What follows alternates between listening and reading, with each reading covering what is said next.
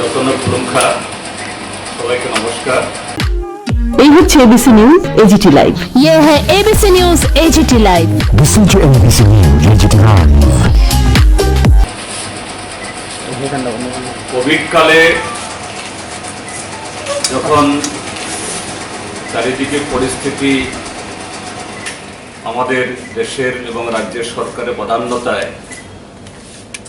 খুবই অসুবিধাজনক, সেই সময়তে আপনাদেরকে আহ্বান করতে হয়েছে, সেজন্য আমরা ক্ষমা প্রার্থী। কারণ এই সময়তে শুধু নিজের জন্য না, সবার জন্যই ঘরে থাকা, একটু সাবধানতা অবলম্বন করা দরকার। কিন্তু তারপরও দেশের এবং রাজ্যের তথা সার্বিকভাবে জনগণের জরুরি কিছু তার যে অস্তিত্বের প্রশ্নে যে সরকারকে সতর্কিত করার, জানান দেওয়ার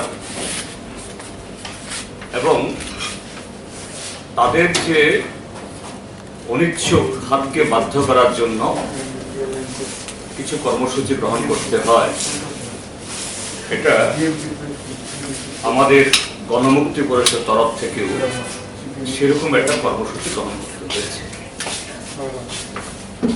এটা আপনারা সকলেই জানেন, Tripura tribal areas autonomous district council,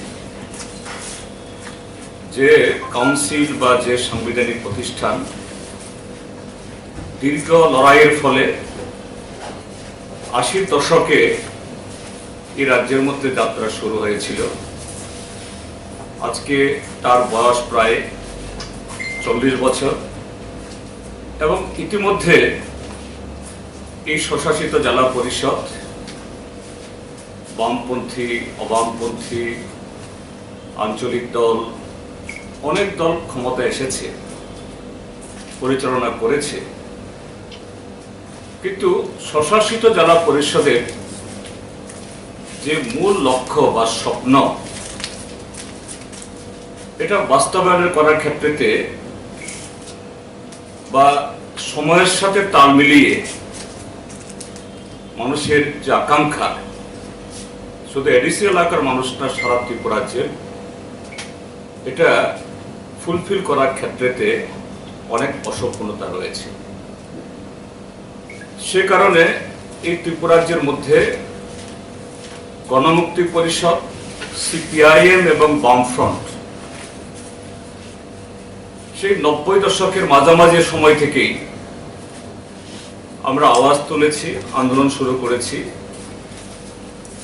যে সংবিধানের যে ধারা মোতাবেক এই স্বশাসিত জেলা পরিষদ বা ডিটিএডিসি তৈরি হয়েছে, তার সংশোধন দরকার।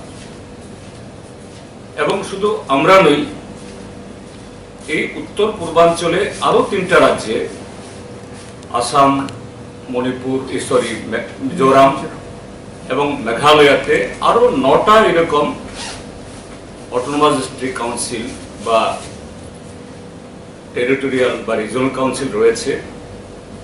তারাও তাদের মতো করে এই দাবিগুলি উত্থাপন করেছে বিভিন্ন সময়তে। কিন্তু বরাবরই আমাদের দেশের যারা কেন্দ্রীয় সরকার, যারা এখন চালাচ্ছেন বা অতীতে চালিয়েছেন, তাদের উদাসীনতা গোটা উত্তর পূর্বাঞ্চল সম্পর্কে এবং আমাদের দেশের এই প্রান্তিক জনগোষ্ঠী, বিভিন্ন এথনিক গ্রুপ,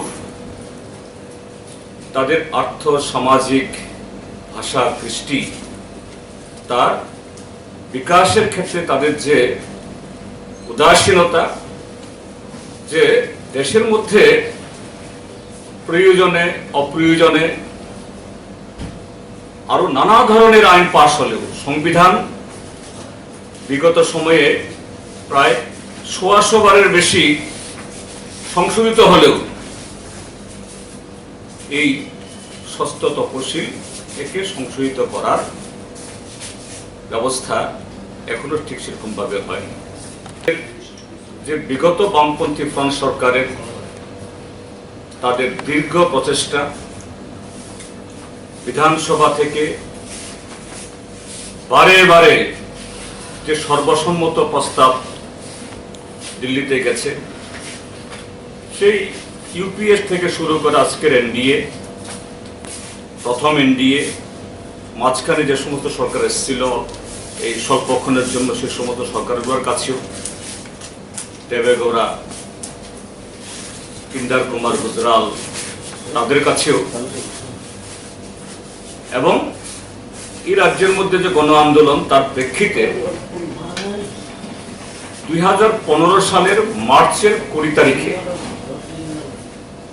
এই মোদী সরকার তার ক্যাবিনেট একটা এরকম আইন পাশ করার জন্য একটা খসড়া তার ক্যাবিনেটে গ্রহণ করে।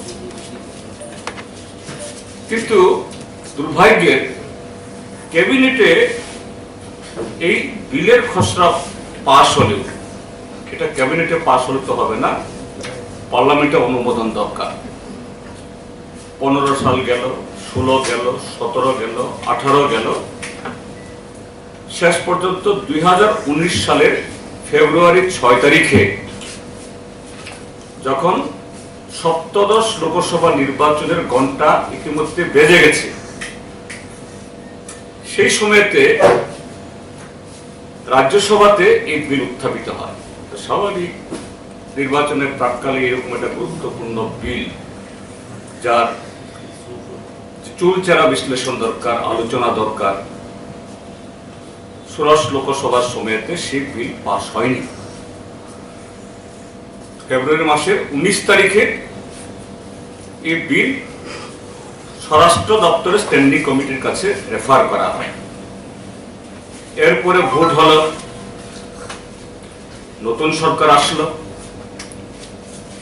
সেই সরকারের কাছে বা এই সরকার আসার পর তার প্রথম বাজেট অধিবেশনে মার্চ 2020 5 তারিখে আনন্দ শর্মার নেতৃত্বে এই স্ট্যান্ডিং কমিটি উত্তর পূর্বাঞ্চলে যে 4টা রাজ্যে এই বিল বা কার্যকরী হলে লাগু হবে, সেই সমস্ত সরকারের এবং সমস্ত স্টেক হোল্ডার, আমাদের রাজ্যের মধ্যেও আমরা গণমুক্তি পরিষদ, সিপিআইএম, বামফ্রন্ট এবং তখন রাধাবাবুদের নেতৃত্বে এডিসি তে ক্ষমতাসীন ছিলেন তারা, তাদের তরফ থেকে এখানে আইপিএফটি, এই তারপরে বিজেপি, কংগ্রেস এবং আরো নানা সামাজিক সংগঠন আমাদের ট্রাইবেলদের মধ্যে, তাদের রিকমেন্ডেশন নিয়ে মার্চের 5 তারিখ 2020 সালে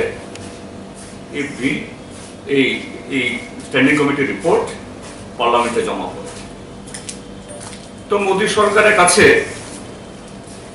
আর এটা নিয়ে তালবাহানা করার, দেরি করার কোনো প্রয়োজন ছিল না।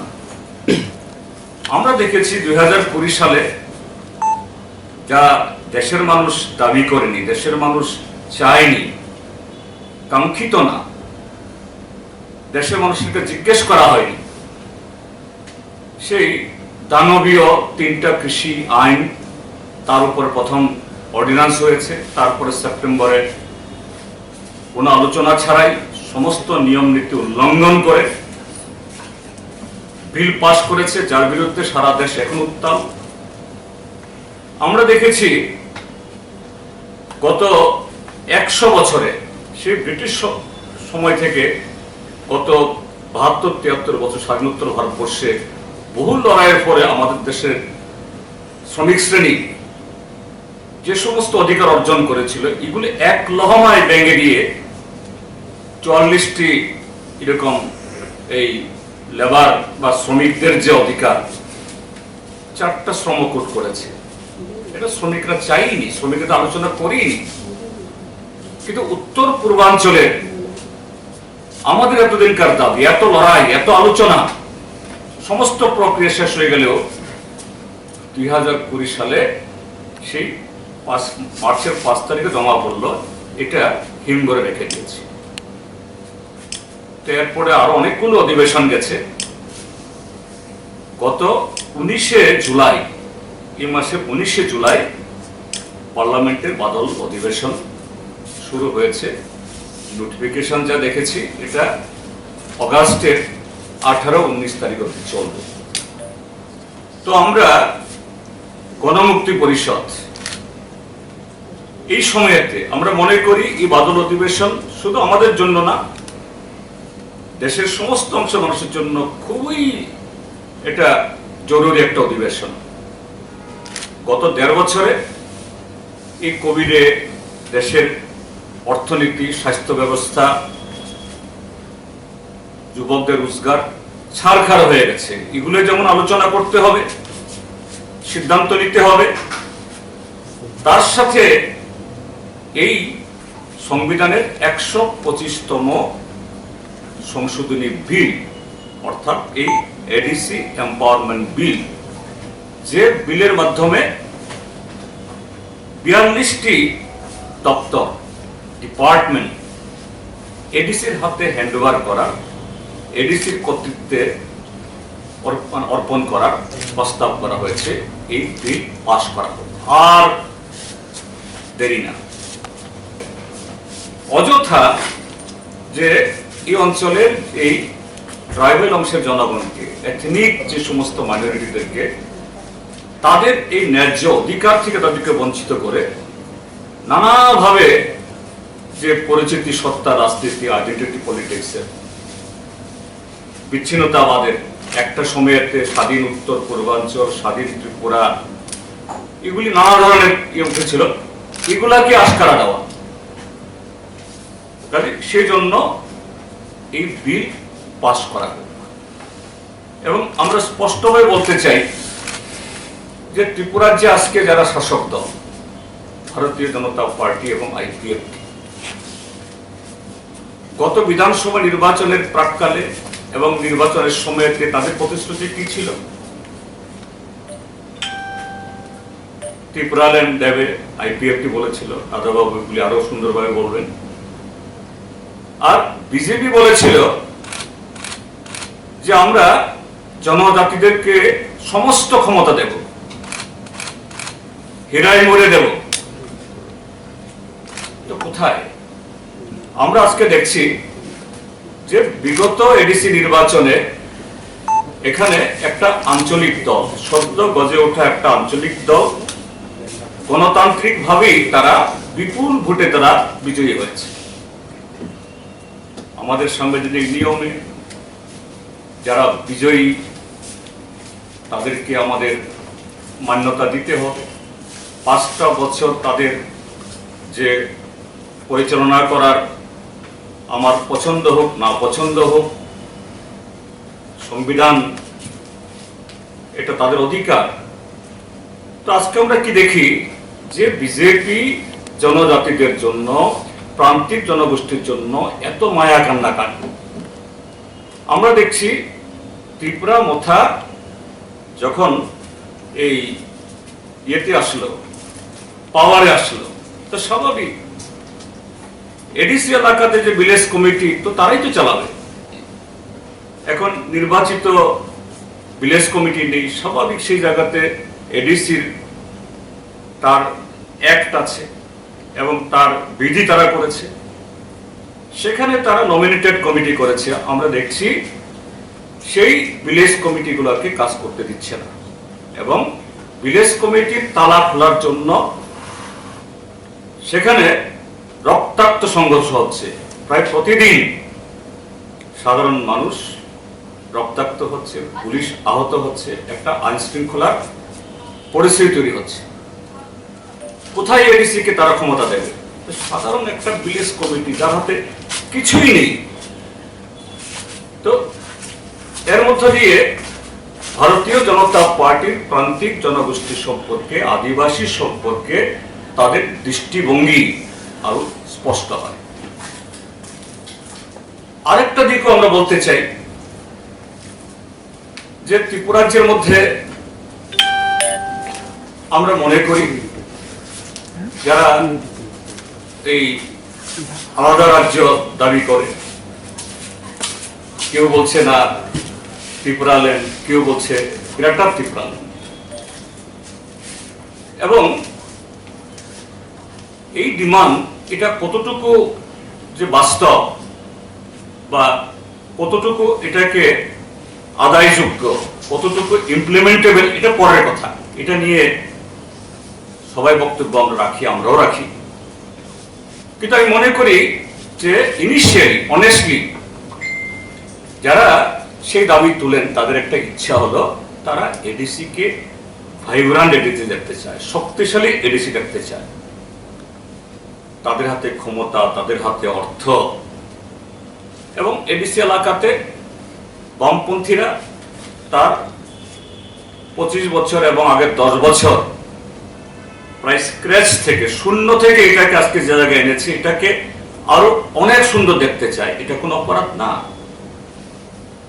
এটা পৃথিবীর যে কোনো জাতিগোষ্ঠীর, জনগোষ্ঠীরই এটা এই সভ্যতারই একটা ধর্ম।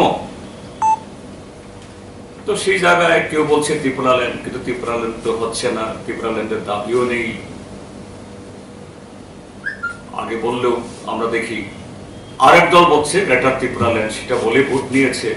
কিন্তু সর্বশেষ যখন গত 25শে জুন এডিসির প্রথম অধিবেশন হল, সে অধিবেশনে সেখানে যারা রুলিং, তার যিনি সুপ্রিম লিডার এবং অন্যরা যে বক্তৃতা করেছেন, স্বাভাবিক এই বক্তৃতা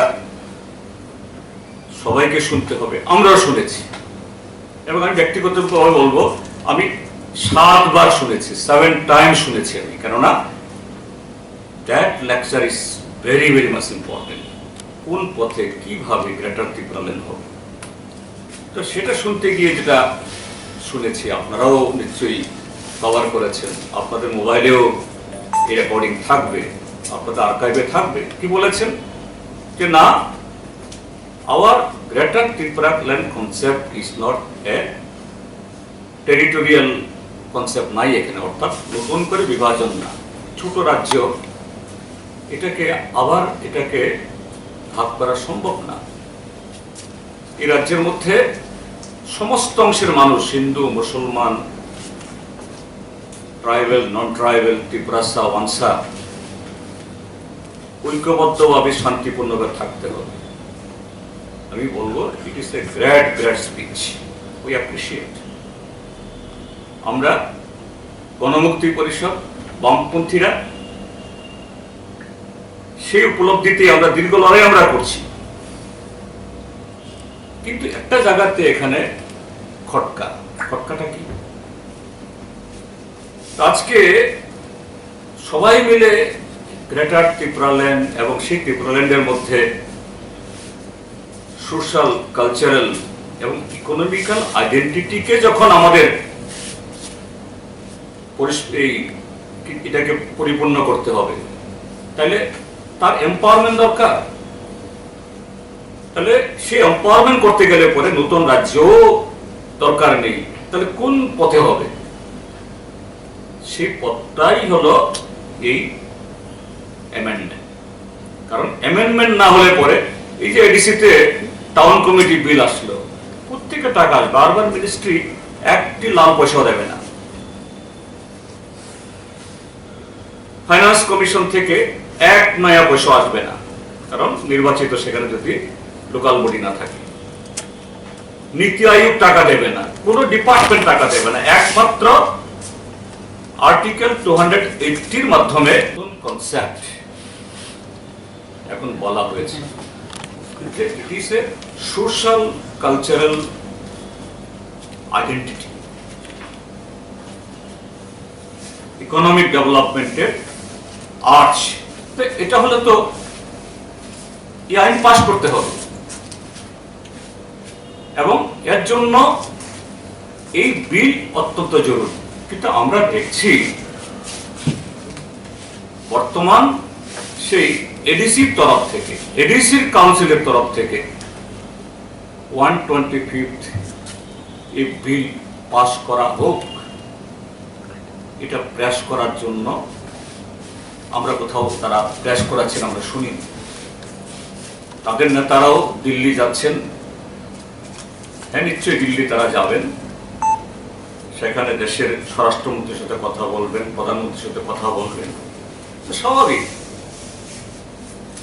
এবং আমরা শুনছি এরকম ইদানিংকালে দিল্লি যাওয়া আসাও হয়েছে, কিন্তু একটিবারের জন্যও আমরা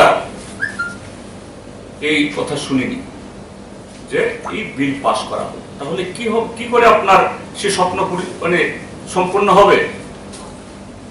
কাজে আজকে আমরা এই কোভিড কালে যখন বাইরে বের হওয়া কঠিন, সত্যি সরকারও বলছে ঘরে থাকার জন্য নানা ধরনের বিধিনিষেধ চাপাচ্ছে, যদিও এটা বিরোধীদের জন্য একরকম, শাসক দলের জন্য অন্যরকম। আজকে আগরতলা শহরে সিআইটিইউ সেখানে যে প্রতিরক্ষা যে সরঞ্জাম তৈরি করার যে সমস্ত শিল্পগুলো, এগুলি সব প্রাইভেট হাতে দিয়ে দিচ্ছে, যা আগামী দিন দেশের সার্বভৌমত্বের উপর একটা প্রচন্ড হুমকি হবে। এই দেশের লাখো লাখো শ্রমিক বেকার হবে। তার জন্য সিআইটিইউ একটা প্রোগ্রাম করবে, সোশ্যাল ডিস্টেন্সিং মেনে পুলিশ সিআইটিইউ অফিসের গেট থেকে বেরোতে দিল না। আবার একই সময়ে আগরতলা শহরে গোটা করে ভারতীয় জনতা পার্টির প্রোগ্রাম হচ্ছে, সোশ্যাল মিডিয়াতে দেখলাম, এবং প্রতিদিনই হচ্ছে, উদ্বোধন হচ্ছে, বিয়ে বাড়িতে মশগুল হচ্ছে। যে সরকারের আমলে সেখানে ডিএম গিয়ে বিয়ে বাড়িতে তাণ্ডব চালায়, কিন্তু শাসক দলের হলে এগুলি হয় না। তো এরকম পরিস্থিতিতে আজকে আমরা ডাক দিয়েছি যে রাজ্যের সর্বত্র আমরা বড় জমায়েত ডাক দিইনি, কেননা বড় জমায়েত করা রিস্কি। এমনিতে যেটা করেছি এটাই ঝুঁকিপূর্ণ। তো আমাদের কাছে যা খবর যে আজকে বিকাল অবধি 165টা জায়গাতে ডেমনস্ট্রেশন হয়েছে, 165 প্লেসে, কোথাও জনপদে, কোথাও এডিসি এলাকাতে। অর্থাৎ ত্রিপুরা থেকে আমরা রাজ্য সরকার এবং কেন্দ্রীয় সরকারের কাছে এটা জানাতে চাই যে নির্বাচন আসলে তোমরা প্রতারণা করো, নানা প্রতিশ্রুতি দাও, নির্বাচন চলে গেলে এগুলো ভুলে যাও, এগুলি করলে চলবে না। কাজে আজকের এই আন্দোলন 165 জায়গাতে, এটা প্রতীকী। হাজার হাজার লোক এখানে যোগদান করেনি, বা সেই ব্যবস্থা আমরা করিনি, বা 1000 লোক নিচে এসছে। কিন্তু এর মধ্য দিয়ে এই ত্রিপুরাজ্যের মানুষের দীর্ঘদিনের দাবিকে আমরা প্রয়াস করতে চাই, এবং এটা যদি তারা মান্যতা না দেয়, আগামী দিন আরো বৃহত্তর লড়াই হবে। এই 125তম সংবিধান সংশোধনের দাবির সাথে আমাদের আরেকটা গুরুত্বপূর্ণ দাবি আছে, সেটা হলো গত বিধানসভাতে মাননীয় অমিত শাহ, তৎকালীন বিজেপির সভাপতি, বর্তমান দেশের 2 নম্বর মন্ত্রী, স্বরাষ্ট্রমন্ত্রী, এখনো আপনাদের মোবাইলে আর্কাইভে এগুলো থাকবে, কি বলেছেন? जनजाति के लिए हम सब कुछ करेंगे, कॉक बरक को 8वां शेड्यूल में इसको अंतर्भुक्त करेंगे। आज किसका क्या हुआ? तो এটাও আমরা বলছি যে এই অধিবেশন চলাকালীন সময়েতেই কক বরককেও এই শিডিউলে অন্তর্ভুক্ত করার জন্য বিল আনতে হবে। আইপিএফটি কে জবাবদিহি হতে হবে, এবং ত্রিপুরাজ্যের সমস্ত জনজাতি, ইন্ডিজিনাস পিপল বা শিডিউল ট্রাইব, যে সমস্ত অর্গানাইজেশনগুলো গণতান্ত্রিক দেশে যার যার দল করার, মথা করার নিশ্চয় অধিকার আছে, দে হ্যাভ দি রাইট। তাদেরকে অনুরোধ করব, যদি সত্যি সত্যি তারা জাতিসত্তার বিকাশ চান, পূর্ণাঙ্গতা চান, আসুন এই দাবি প্রয়াস করুন, কক বরককে এর শিডিউলে অন্তর্ভুক্ত করার জন্য আপনারা দাবি করুন। তাহলেই আমরা বুঝব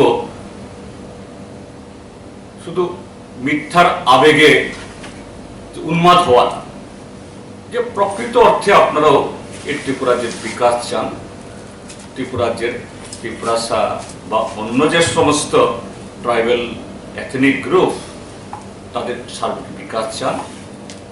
এই লক্ষ্যে আজকে আমাদের আন্দোলন, এবং এই আন্দোলন এটা একটা পর্ব, যদি এটা না হয় আগামী দিনে আরো বৃহত্তর হবে। আমি এখন অনুরোধ করছি আমরা বামপন্থীরা আমরা একটা দায়িত্বশীল রাজনীতি আমরা করি। বিগত নির্বাচনে আমরা হেরেছি, জনগণের রায় আমরা মাথা পেতে গ্রহণ করেছি। আমরা চাই যারা আজকে জনগণের ভোট নিয়ে যেভাবেই হোক ক্ষমতায় এসছেন, 5টা বছর তারা সুশৃঙ্খলভাবে তারা কাজ করুন এবং প্রতিশ্রুতি পালন করুন। কিন্তু আমরা দেখছি গত 40 মাসে একটা প্রতিশ্রুতি পালন করেনি, উল্টো প্রতিদিন তাদের মধ্যে এই এক মন্ত্রীকে, মুখ্যমন্ত্রীকে পাল্টাও, আরেক মন্ত্রীকে হটাও। এটা শুধু মন্ত্রিসভাতে না, ওই গ্রাম পঞ্চায়েত অব্দি এদের এই কালচার বিস্তৃত। কাজে এগুলা নিয়ে আমাদের কোনো আগ্রহ নেই তাদের ভিতরে কি হবে না হবে। আমাদের দাবি হলো, তোমরা ভোট নিয়েছ, ভীষণ ডকুমেন্টে 299টা প্রতিশ্রুতি দেখিয়ে এটা রূপায়ণ করো। এটা বিপ্লব থাকবে না সৌরভ থাকবে না রাম থাকবে শ্যাম থাকবে আমাদের দেখার কিছু বিষয় না। ত্রিপুরার যে জনগণ দেখতে চায় এবং আমাদেরও যেটা দাবি যে প্রতিশ্রুতিতে ভোট নিয়েছ, এই প্রতিশ্রুতি রূপায়ণ করো, এতে যেন অন্যথা না।